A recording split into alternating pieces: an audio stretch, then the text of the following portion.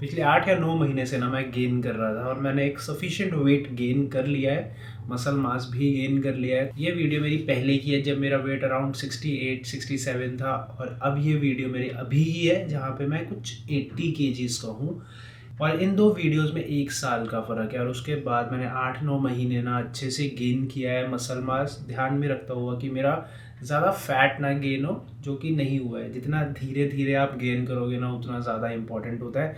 मैंने अपनी एक पिछली वीडियो में भी यही बताया था कि यार अनरियलिस्टिक गोल्स मत सेट करो। अगर आप स्किनी हो, अगर आपको वेट गेन करना है तो आराम से गेन करो, और यही मैं पिछले 6 या 8 महीने से कर रहा था। और अब मैंने एक सफिशिएंट मसल मास गेन कर लिया है और कम मैंने फैट गेन किया है। तो अब आने वाली वीडियोस में, अब जैसे जैसे गर्मियाँ आ रही हैं, मैं श्रेड होने वाला हूँ। तो अब समझ आ चुकी हैं, और अब हम होंगे श्रेड। और उसके लिए मैंने पूरी डाइट बना ली है, क्या वर्कआउट करूँगा वो बना लिया है। डाइट मैं वीडियो के एंड में आपको शेयर करूँगा। डाइट अराउंड 2000 या 2100 कैलोरीज की होने वाली है, और उसके साथ मैं क्या क्या करूँगा, कौन कौन से सप्लीमेंट्स लूँगा, वो सारी चीज़ें आज मैं इस वीडियो में बताऊँगा। तो अगर आप श्रेड होना चाहते हो और आपको नहीं पता कि आपको क्या खाना है, तो मेरी डाइट से ना आपको थोड़ा सा हिंट मिल सकता है कि आपको क्या खाना चाहिए जब आप श्रेड हो रहे होते हो।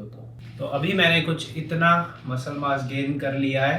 एब्स अभी विजिबल इतने ज़्यादा नहीं है, और ये मेरा सुबह का फिजिक है, लाइटनिंग एकदम नॉर्मल है। तो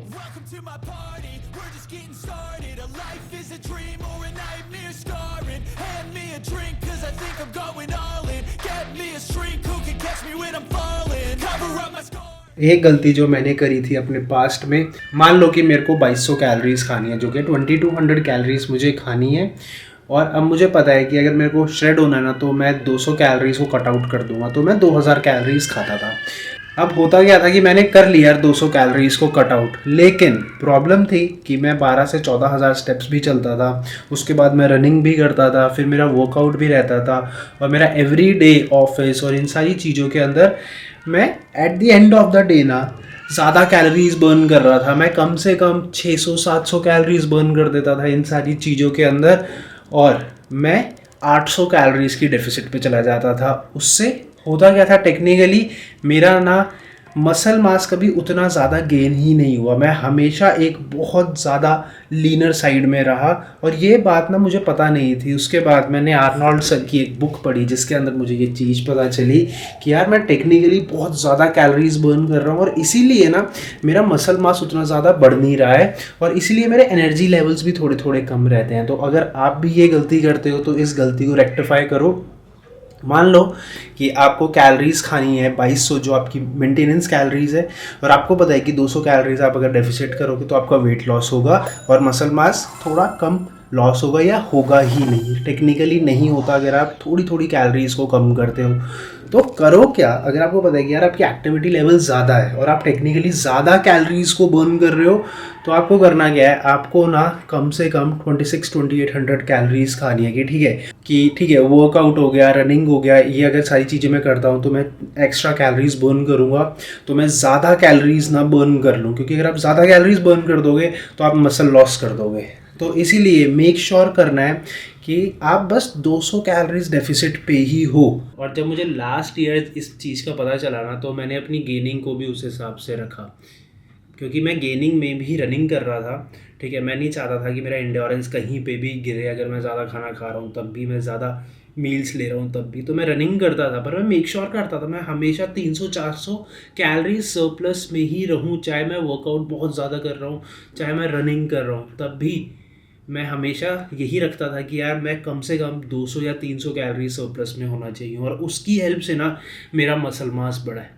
तो अगर आप ये गलती कर रहे हो कि ज़्यादा कैलोरीज बर्न कर रहे हो, तो इस चीज़ को रेक्टिफाई कर लो। तो अभी जल्दी से चलते हैं जिम, एक अच्छा सा वर्कआउट करते हैं। पॉइंट है हमें क्या करना है कि हमें उतना ही वेट पुल करना है जितना हम गेनिंग के अंदर पुल कर रहे थे। रैप्स हम थोड़े से कम कर देंगे, जैसे मैं 6 या 7 मार रहा था पहले, तो मैं ट्राई करूँगा कि मैं 3 या 4 मारूँ, लेकिन वेट्स पे मैं नहीं चाहता कि मैं कॉम्प्रोमाइज़ करूँ। तो वेट्स मैं ट्राई करूँगा कि मैं उतना ही पुल करूँ। प्रोग्रेसिव ओवरलोड पे ध्यान सबसे ज़्यादा मैं दूंगा, और सुपर सेट्स पे भी ध्यान ज़्यादा दूंगा। एक्सरसाइज की वॉल्यूम बहुत ज़्यादा नहीं रखूँगा, 3 से 4 एक्सरसाइज पर बॉडी पार्ट करूँगा। 4 दिन का स्प्लिट रखूँगा, पुश पुल लेग्स पे मैं नहीं जाऊँगा। तो मैं सुबह सुबह वर्कआउट करता हूँ, तो मैं सुबह 6:30 बजे जिम जाता हूँ, इसलिए मैं 6 बजे उठता हूँ, अपना प्री वर्कआउट मील खाता हूँ और 6:30 तक मैं जिम में होता हूँ। उससे पहले जो मेरी प्री वर्कआउट मील होती है ना, मुझे लाइट खाने की आदत है, मैं ज़्यादा खा के एक्सरसाइज नहीं कर पाता, मुझे ब्लोटिंग हो जाती है हमेशा। तो मैं सुबह उठ के 2 ब्रेड लूँगा, उसके साथ 50 ग्राम पनीर लूँगा या 1 अंडा लूँगा, उन दोनों का सैंडविच बनाऊँगा और उसे खा के मैं अपने जिम को हिट करूँगा। प्री वर्कआउट में मैं 5 ग्राम क्रेटीन भी लेने वाला हूँ। Welcome to my party, we're just getting started. A life is a dream or a nightmare scarring. Hand me a drink cause I think I'm going all in. Get me a shrink who can catch me when I'm falling. Cover up my scars, flip the handlebars. Crashing in my car, wake up in a bar. I'll be a superstar, just on my avatar. This world is so bizarre, empty out the reservoir. Yeah, I'm taking 6 shots, yeah, straight to the face. And I wanna get lost, I'm sick of this place. Don't know how to stop when I'm feeling this way. So I'm taking 6 shots till I'm feeling okay. I think I'm going crazy, don't think I'll get home safe. So I'm taking 6 shots, all straight to the face. I'm taking 6 shots, are you coming with me? I'm taking 6 shots, yeah, straight to the face. And I wanna get lost, I'm sick of this place. Don't know how to stop when I'm feeling this way. So I'm taking 6 shots till I'm feeling okay. I think I'm going crazy. और उसके बाद घर आके हम लेंगे 80 ग्राम oats, ये oats हैं, इसके अंदर हम 1 स्कूप वे प्रोटीन डालेंगे और 3 अंडे खाएंगे। अंडे मैं खा चुका हूँ। तो अगर आपको अच्छा मसल ग्रो करना है ना, तो अच्छी डाइट लेना बहुत ज़्यादा ज़रूरी है। इस पूरी डाइट के अंदर हमें ऑलमोस्ट 2200 कैलोरीज मिल जाती हैं और उसके साथ जो हमारा प्रोटीन होगा ना, हम हिट करेंगे 180 ग्राम से लेके 200 ग्राम तक। तो वैसे तो आज संडे है तो इसलिए मैं मील 3 घर पे खा रहा हूँ, पर जब वीकडेज होंगे तो मैं इस टाइम पे जिम में होऊंगा। जो मेरी 3rd मील होगी, मैं खाऊंगा अगेन 3 अंडे, एग वाइट्स और उसके साथ मैं कुछ ड्राई फ्रूट्स खाऊंगा। मैंने देखा है जब भी लोग कट कर रहे होते हैं या श्रेड कर रहे होते हैं ना अपने आप को, तो वो रोटी चावल एकदम बंद कर देते हैं, पर ये बहुत बड़ी गलती है। आपको ऐसा बिल्कुल नहीं करना, आपको एक बैलेंस डाइट खानी है। देखो, मैं जब भी कहता हूँ ना बैलेंस डाइट, इसलिए हम कोई प्रो लेवल वाले लोग नहीं हैं, हम एक नॉर्मल लोग हैं, ठीक है, जो बाहर भी जाते हैं, फैमिली के साथ भी जाते हैं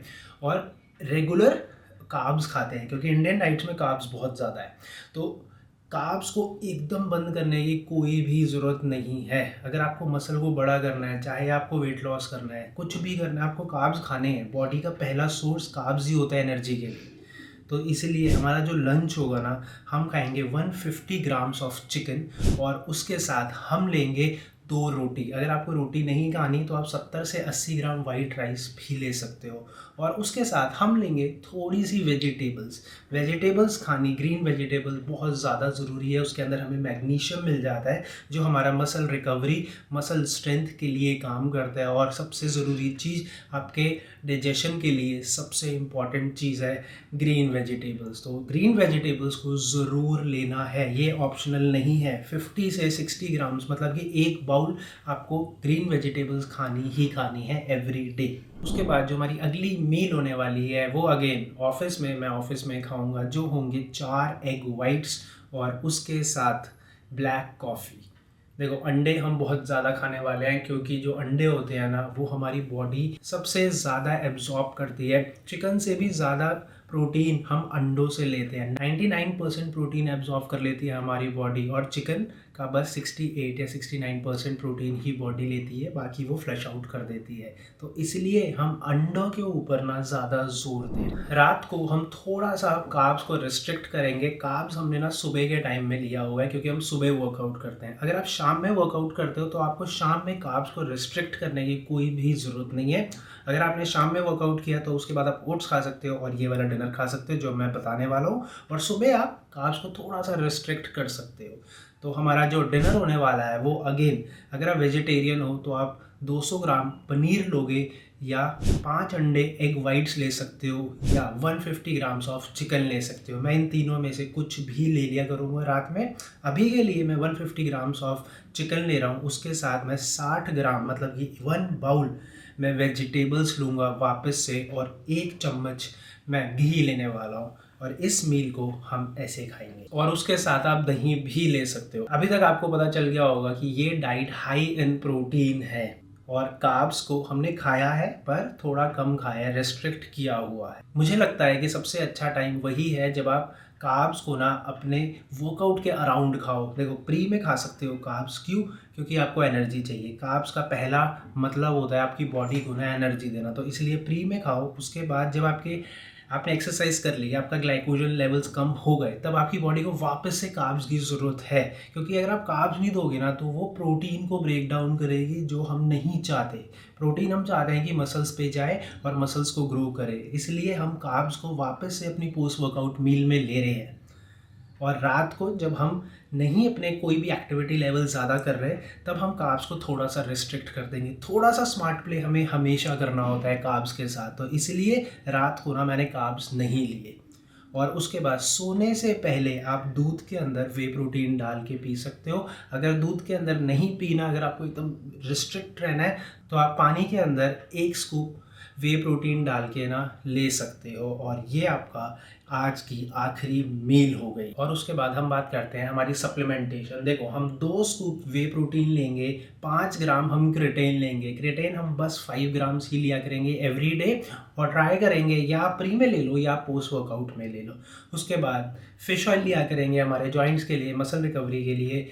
मल्टीविटामिन्स लिया करेंगे, जिंक और मैग्नीशियम लिया करेंगे। जिंक और मैग्नीशियम बहुत इंपॉर्टेंट रोल प्ले करते हैं हमारी मसल रिकवरी के अंदर, मसल इंड्योरेंस के अंदर। बहुत छोटा सा सप्लीमेंट है पर बहुत फ़ायदेमंद है। आपकी स्लीप के लिए भी जिंक एंड मैग्नीशियम बहुत अच्छी चीज़ होती है। और आपको ना बहुत ज़्यादा, और आप कम से कम 5 लीटर पानी पियोगे इस पूरी डाइट के साथ। अब एक और चीज़ जो आपको करनी है वो है, अब ये जो पूरी मील है ना, ये 2200 कैलोरीज की है, जिसके अंदर हम हिट कर रहे हैं 180 ग्राम्स ऑफ प्रोटीन। इसके साथ अगर आपको ज़्यादा खाना है तो आप 200 ग्राम तक जा सकते हो, पर बस 200 ग्राम, उसके आगे हमें नहीं जाना। बट हम ट्राई करेंगे कि हम बस 180 ग्राम्स ऑफ प्रोटीन को हिट करें। अब ये 2200 कैलोरीज है, ठीक है। और मुझे पता है कि मेरी बॉडी को ना बस 200 कैलोरीज में अगर डेफिसिट पे डालूंगा तो हम एक अच्छा फैट लॉस जर्नी को शुरू करेंगे और हम एक श्रेडिंग वाली चीज़ को शुरू कर लेंगे। मेरी जो मेंटेनेंस कैलोरीज है ना वो 2500 अराउंड या 2600 अराउंड है, पर मैं 2200 कैलोरीज खा रहा हूँ। अभी मैं एक डेफिसिट पे हूँ, पर मैं ज़्यादा डेफिसिट पे नहीं जाना चाहता, इसलिए मैंने 2200 कैलोरीज को ही लिया है। अब हम इसके साथ 10,000 से लेके 12,000 स्टेप्स भी चलेंगे, पर हमें रनिंग नहीं करनी। हम रनिंग बस 1 या 2 दिन किया करेंगे, और जब हम रनिंग किया करेंगे ना तब हम ज़्यादा कैलोरीज़ को खाया करेंगे। और वो कैलोरीज हम कहाँ से लेंगे? वो हम ज़्यादा कार्ब्स खाएंगे। अभी हम 60 to 70 ग्राम्स ऑफ ओट्स खा रहे हैं, 70 से 80 ग्राम हम वाइट राइस या 2 रोटी ले रहे हैं। और जब हम ज़्यादा कार्ब्स को खाया करेंगे तो हम इन दोनों मीलों को बढ़ाया करेंगे कि हम 100 ग्राम्स ऑफ ओट्स ले सकते हैं, रोटी हम 4 खा सकते हैं। और ये चीज़ हम कब करेंगे? ये चीज़ हम करेंगे जब हम लेग्स कर रहे होंगे। तो इसलिए मैं वापस से कह रहा हूँ, थोड़ा सा स्मार्ट प्ले करना है हमें। देखो ये सारी चीज़ें ऊपर नीचे, इसको हम ना मेनली कहते हैं जिगजैग डाइटिंग। तो वीक में 2 बार हम इस चीज़ को किया करेंगे, जिससे हमारी बॉडी की एनर्जी लेवल्स ना न्यूट्रल रहे हमेशा। हम ज़्यादा कैलोरी डेफिसिट पे ना जाए, जिससे कि हम ज़्यादा मसल ना लॉस कर दें, हम बस फैट लॉस ही करें। तो थोड़ा सा हमें स्मार्ट प्ले करना होता है कैलोरीज़ के साथ हमेशा। ये जो बात मैं आपको बता रहा हूँ ना, ये मेरी 5-6 साल का एक्सपीरियंस है। मैंने बहुत से ऐसे लोगों को फॉलो किया है जो बस कैलोरीज थोड़ी सी कम करते हैं, वो बहुत ज़्यादा श्रेड हो जाते हैं, पर एक्चुअल में ऐसा नहीं होता। अगर आप नेचुरली कर रहे हो ना इस चीज़ को तो बहुत ज़्यादा टाइम लगता है। तो आपको अपने प्लान के साथ ना हमेशा रिस्ट्रिक्ट रहना है कि यार मेरे को ये प्लान कम से कम ना 6 महीने फॉलो करना है। और जैसे जैसे आप करोगे ना, जैसे जैसे आप आगे बढ़ोगे, आपको 2-3 महीनों में ना एक अच्छा फ़र्क दिखेगा। और इसी डाइट के साथ हम श्रेड होंगे। तो अगर आप या आपका कोई फ्रेंड श्रेड होना चाहता है तो आप ये वीडियो उनके साथ ज़रूर शेयर करना। मुझे पता है कि ये वीडियो उनके लिए बहुत ज़्यादा हेल्पफुल होने वाली है।